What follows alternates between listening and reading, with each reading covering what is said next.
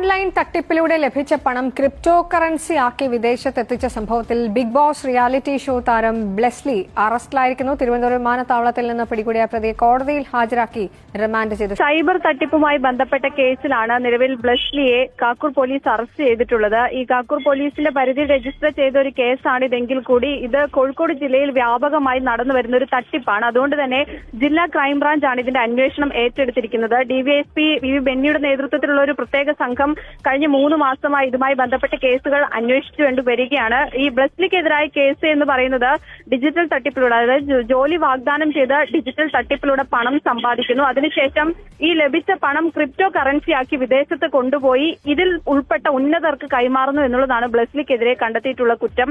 അത് ലക്ഷങ്ങളുടെ തുകയാണ്. മാത്രമല്ല ഇത് വലിയൊരു തട്ടിപ്പാണ് എന്നുള്ള ഒരു കാര്യം കൂടി ക്രൈംബ്രാഞ്ച് പറയുന്നുണ്ട്. ഏതായാലും ഇതുമായി ബന്ധപ്പെട്ട അടുത്ത ദിവസം തന്നെ ഒരു വാർത്താ സമ്മേളനമൊക്കെ വിളിക്കുന്നുണ്ട്. ഈ തിരുവനന്തപുരം വിമാനത്താവളത്തിൽ